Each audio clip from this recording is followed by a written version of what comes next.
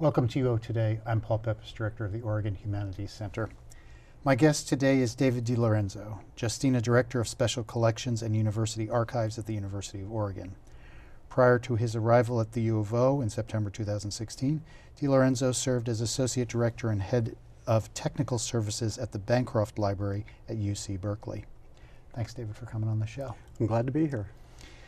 Tell us about your background experience and what you bring to Oregon's Special Collections and Archives. Oh, sure. I've been an archivist, began my professional career in 1980, and I started work at Gallaudet University in Washington, D.C. You know, I can sign everything I say, so I'm fluent in that. And not only did I learn sign language, but I also learned a lot about the American Deaf community and served as the head of special collections and their university archives. It was a very interesting experience. From there, I moved to Harvard and was the curator of manuscripts and archives at the law school. Very different kind of job, but I have to say that what's nice about Harvard is there are 100 libraries on campus. So I shared the title with 20 other colleagues across campus, and that was a nice feeling of community, frankly, that I hadn't had at Gallaudet. But I learned a lot about the work, and there's so many fine librarians and archivists there. And I also was exposed to the rare book world, and because they have such a fine library in that regard. So I really look back fondly at that experience, but it was, for me, time to grow, and I moved on and became the library director at the Maryland Historical Society, which is a standalone historical society, probably has one of the best colonial and Civil War manuscript collections in the United States. But you know, it's one of those places that was founded very early on, I think 1807. Don't quote me on the date, but but I have to say that I learned a lot about the colonial period and Civil War period that I hadn't really understood in any other job experience. But my real job there was to move it from what I would say the 19th century, because they still had a card catalog, and move it into the 21st. And so we did a lot of work to do that by doing a reconversion of their card catalog and taking their very fine finding aids to their manuscript collections and make them all available online. And I did learn a lot about that, and frankly it moved me in that direction more so, understanding how technology really does help our work in moving these collections forward. And I have to say, this has been an underlying current of my conversations today, that we don't collect things just for them to be in the stacks. We collect them for people to use. And I think fundamentally that's at the core of my mission, and the reason I went to a public university at Berkeley. And that's where I really got my training and experience with technology, because Berkeley sees itself as a great innovator of technologies, and certainly the Bancroft Library is probably the 4th largest special collections in the United States. We brought in so much wonderful things that had to be cataloged, and the struggle, of course, is always getting it out to the public and using technologies that are now available to us to do that. So now I'm here, and I think the challenge for me will be to do the same things. I mean, what attracted me to the job was that, in many ways, from my perspective, Eugene is like a mini Berkeley. It has had the same kinds of experiences that California had. The pioneers moving to the west and that great migration of populations to the west coast, and you know, over land and sea. And the collections here certainly reflect that. Certainly the social movements of the 1960s, which are very exciting, and we have very strong collections in that regard too. And the more recent social movements of feminist press and feminist authors and the LGBT movement. I mean, those are very key and important foundations for us to move forward. And so I thought that was a great attraction, and I think I can add a lot of value to the experiences that I've had here at Oregon. Great. So tell us how you understand the importance of special collections and university archives in the research mission of the University of Oregon. Absolutely. I think we're core to that mission, frankly. Special collections are rare and unique. And you look at, I'm not denigrating the rest of the library, certainly that's very important. And but they collect books and material that, that there are thousands of copies. That's not true in special collections. So fundamentally the work, not only on the artifact side is important for our students to see and understand how humans have created information in different packets, for different media over time, in early manuscript form, in bound books that were printed during the post-Gutenberg period, but then also then forward into the typewriter period and the printing press and all of its advances. So it's not just the artifact of it, but it's also, to me, that the information and content is very unique. That is, particularly with manuscript collections. With a book, you see an author's final thoughts that are printed and edited and formalized. But with special collections, if you look at Ken Kesey's papers, for example, you will see Ken's thoughts about how he moved from one sentence or paragraph to the other, and what the background is from his correspondence and his back and forth with people. So it's the process of thought that's very important, especially to scholars, and they want to know how someone got to that point. And I think that's what's very exciting about special collections, because you do see both artifact and process of thought in the collections that we have. So you've already said a few things about what's in our special collections. Are there other parts of the collection that you haven't mentioned that you'd like us to know about? Well, certainly what I'd like to say is that we have been very good at collecting 19th century and 20th century material. And now I think we have to look to the 21st century. History doesn't end, it continues. And as a species, as humans, we continue to create. And I think it's our job as archivists, special collections people, to identify what those trends are and try to capture that information, no matter what it might be. And I would like to suggest that a lot of that, of course, is driven post-2008 by the economy of the place.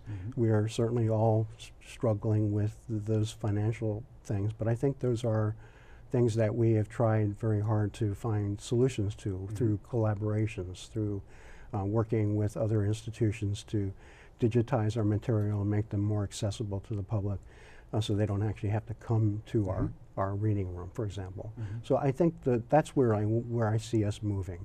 Look, there's this other path too, though, that I mentioned in the technology.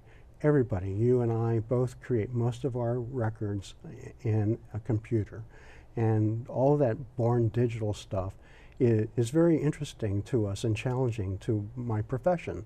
How do you preserve it over time in a meaningful way? Look, I used to hear the rare book curator at Bancroft kidding me about that, and that his papyri would last another 1,000 years. They were already 3,000 years old.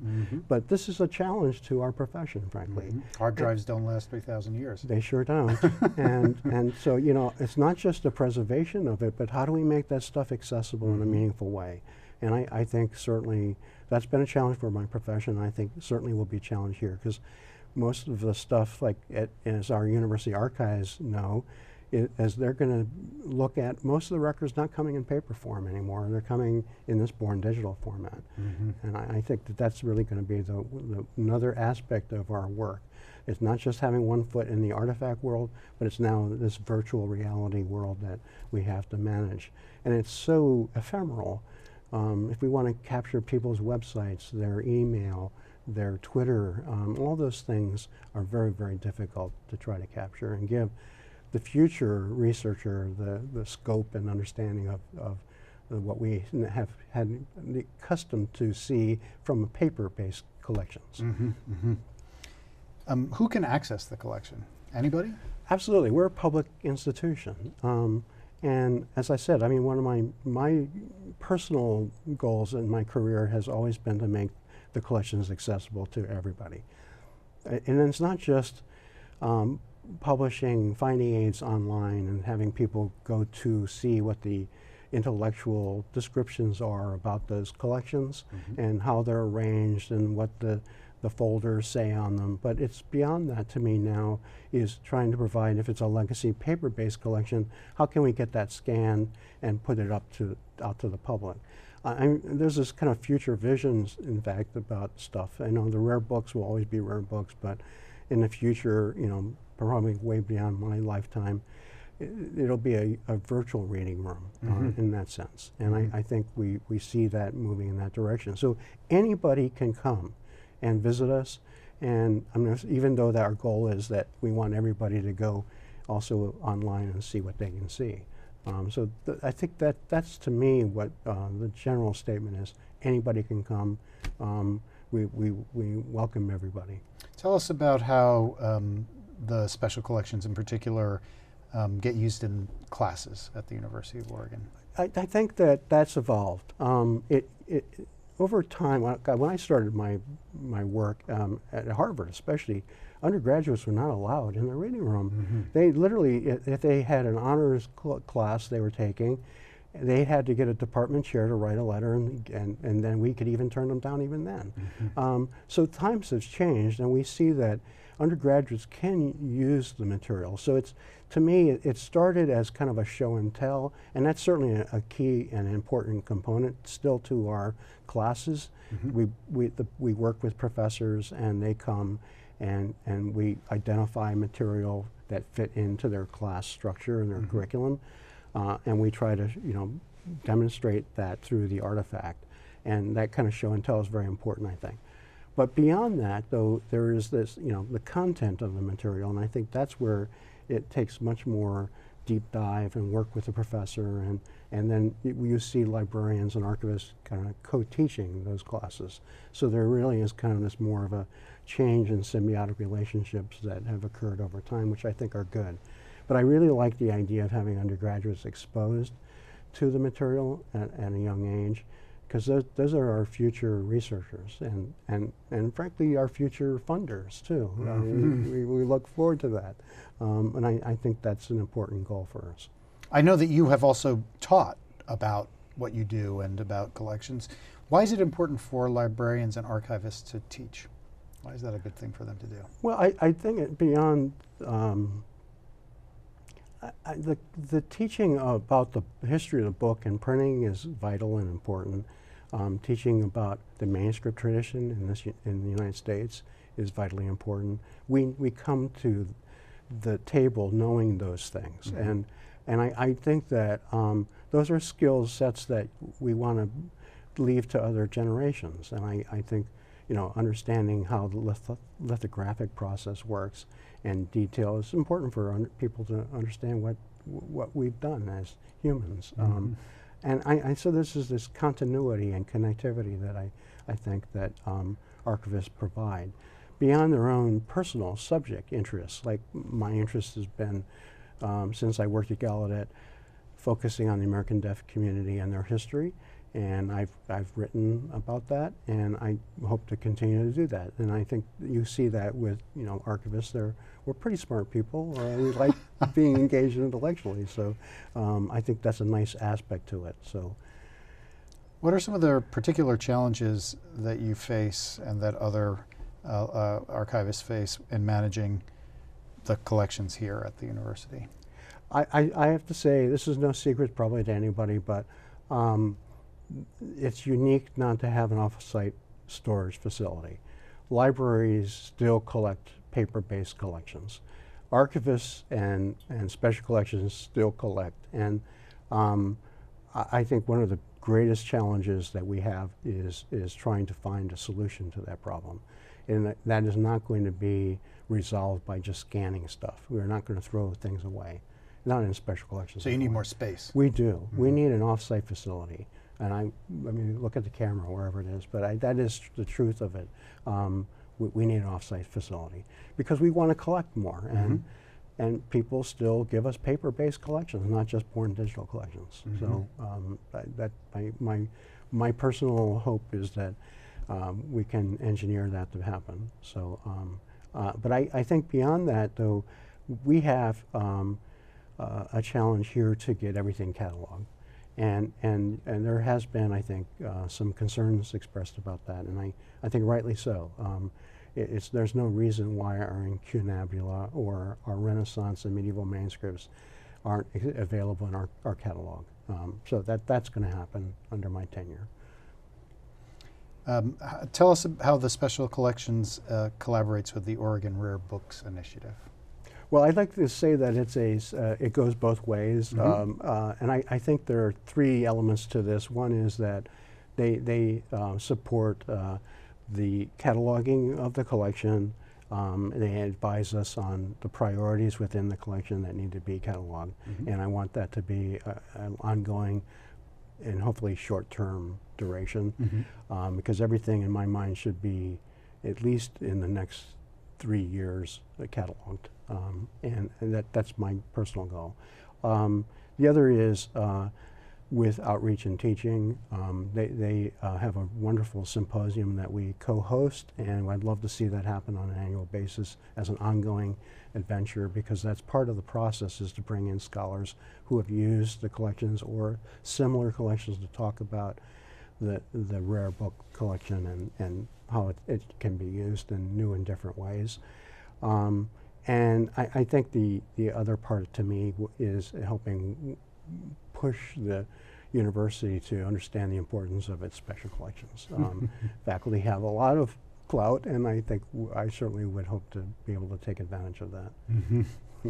Tell us about the new internship program with special collections for undergraduates. Yeah, this is a very exciting thing for me, because it was, of course, as I said, I think it came out of Orby, and the move to help us get the eye of the priorities on the rare book collection, and so in so doing, Adrian Lim, our dean in the library, worked with the faculty here and Orby, who they represent, and we've now established this internship. And I think there's enough funding there for 2 interns to come every year. I'm hoping it will be an annual thing, and we'll focus on some aspect perhaps of a book, and they'll write up narrative about that book. Perhaps they'll focus on a theme and a topic, and again write something up. So we want to have that published, so it's not just a one-time thing. We want to have a perpetual, blog or other kinds of social media things that we can push out, so people see how exciting that collection really is. And it's an opportunity for undergrads to do original archival research. Absolutely, yeah. And they'll be exposed to it, not just in one class, but then in a longer term exposure. So tell us about some of the emerging technologies and trends in the field of archiving and collecting of rare books. Yeah, as I mentioned, I certainly more and more is being created in the archive field, and personal papers in a computer. So I think the challenges there that we have seen beyond getting grasp of how do we preserve the material, now we're trying to find ways of making it accessible. And as I mentioned, email, for example, I could tell you that in my lifetime I've probably produced 500,000 emails. I mean, this is like, I don't want to add. I'm embarrassed, and half of it's probably junk. Yes, I'll come to lunch. That kind of stuff. So I think we want to capture that, because email certainly it's replaced the phone, and it's replaced letters that people used to post in a mailbox. But now email's done that, and so we do have to capture that, because again, we're interested in process of thought, how people get to certain decisions and come up with something that they've decided to write about or do. And so that, I think, has been a challenge for us. And there's been some interesting work in the field, particularly at Stanford, and they've come up with a software solution, I think, that will help us do that. So we're always looking for new technological applications to help us not just preserve it, but to make it accessible in a meaningful way. A lot of this problem, as I mentioned, though, is about appraisal. Email can be, so expansive. It's trying to filter out the stuff, that's not important and valuable for history. Nobody wants to know when I went to lunch. Maybe they want to know when President Obama goes to lunch, but not for me. So there has to be ways of filtering that out, and I think those are the interesting parts of the technology that I think are absorbing the profession right now. So tell us about the upcoming James Tiptree Jr. Symposium. Yeah, this is a very interesting symposium, and it started last year, as I understand. I've only been here 6 weeks, so. But we have Ursula Le Guin's papers, as you know, and one of the great science fiction authors of our time, and we're very fortunate to have her papers. But it seemed that it was beyond that, just having the papers. Look, we don't want them just to sit in the archive. We want them to be engaged by researchers and live, because they're a living archive. And one way to do that is to have symposia where you have writers come in, and in this case it's really in honor of Ursula Le Guin, but it's really to move forward our efforts in focusing on women science fiction writers. And so again, it'll be this year in December 2nd and 3rd. I hope everyone will come, and I think you'll find it very interesting. We have a couple of very wonderful, nationally recognized authors to speak about their work, and that's fun. And it's usually a small group, and so it's very intimate. And I think everyone would have a good time if they come. So tell us about some of the most recent acquisitions. Well, I have to say that, again, I've only been here 6 weeks, but we have on the horizon some pretty interesting collections that will come in. We're being much more in a cautious way, evaluating what we want to take in, because I mentioned the space problem. I have existing space for probably about 8 years if we keep it at 1,000 linear feet, which is what our intake is every year. But if I go beyond that, and say a photo morgue from a newspaper comes along, it would take up half my space. So we have to be very cautious, but I think we are trying to not just be cautious, but do it smart, and take collections that relate to our existing holdings and our collecting policy and what we want to collect, and then try to share that with options of the offers with other institutions like Oregon State University or the Oregon Historical Society. And that's where we really think collaboration among institutions is important. But we do have some very interesting collections. I don't want to talk about them in specific, but there's potential for a very wonderful 19th century photograph collection coming down the pike.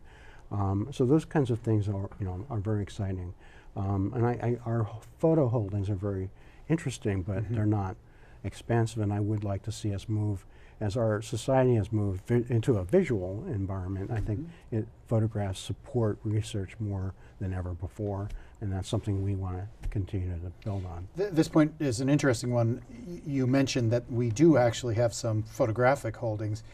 I think a lot of people think, oh, rare books, it's just a bunch of books. But we don't just have a bunch of books. There's a lot of other kinds of things in the collections, like photographs. Say some of the other kinds of things that are in there. Absolutely. Well, beyond letters and diaries, we do have broadsides. We have a wonderful collection of comics, comics from the 1940s to the 50s to 60s, wonderful collection. We have audiovisual material of all sorts, not just film, but those pesky cassette tapes, all the stuff that goes on videotape and has these incredible preservation problems, but because that is just plastic, as you know. But we beyond that, we get computer tapes. We have, you name it, we get it, and we have chairs that famous people sat on to the desk that someone wrote on. I mean, it has the full gambit of things. So we do collect it. We're not a museum, but we do, especially on the university archive side, a lot of student stuff, especially with sports. We have rings, we have hats, we have the mascots gear, that kind of stuff. So it goes from that kind of stuff to the more traditional book. So you've worked in a number of different special collections, a number of different institutions.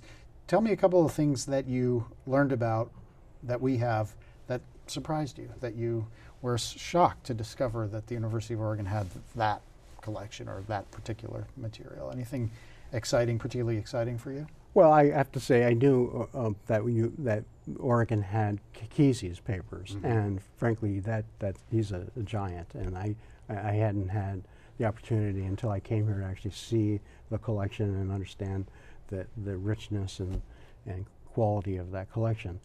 And I hope we can build on that too, because it's not, once you have a core collection like that, it also helps to attract other people who were in Kesey's circle. And interesting. when I was at Bancroft, we were offered the papers of the Grateful Dead, or we were in consideration for them. And they ended up at UC Santa Cruz. Right, they created us. They have, yes, and they've got a whole center, and now I think they're adding other, like collections, and this is typical what happens. So I would hope that and expect to see that we'll get tangential collections added to the Kesey and build a very, very, very rich core collection focusing on that time period. And I think that's what's exciting to me about it. I think we have time for one more question. I guess I'll ask you a question. Why does the university, what's important about a university's archives, their own archives? Why do we need to save that stuff? What do we find there that's valuable for us? Well, I think that's a good question. And look, when you go to the National Archives and you stand before the entranceway, it says, past is prologue. And I mean, to me, that means that, it's not just a traditional historical perspective that we learn from our history and that we try to understand, the errors and successes of our history, but it's the continuity that it brings. And I think that to me is, the personal continuity. Alumni come back and they see, things that they created when they were here. And that develops a genuine attachment to the past, in my opinion. So I think there's this idea of continuity, but archives also are, their role, in my opinion, is that they serve as like a social memory institution, a repository of social memory. And it's not just genealogy, in that sense, but it's, our cultural values are represented by that. The record of that. And I think when we're talking about the institution and its own history, we have pride in what our educational institutions do for our society. And that's, I think, what I think is important to understand about that side of what we do. Beyond that, though, we collect special collections and the papers of our faculty. We have such a wonderful faculty here at UO. They do such important things, and we want to capture that too. So those are the things that I think that are important to understand. Well, David, that's a perfect place for us to end this interview. Thank you so much for taking the time to tell us about special collections in the University of Archives. Welcome to the UO. Good luck. Thank you very much, Paul. You're welcome. Right. I've been speaking with David de Lorenzo, Giustina Director of Special Collections and University Archives at the University of Oregon. He began his service at U of O in September of 2016. Thanks so much for watching.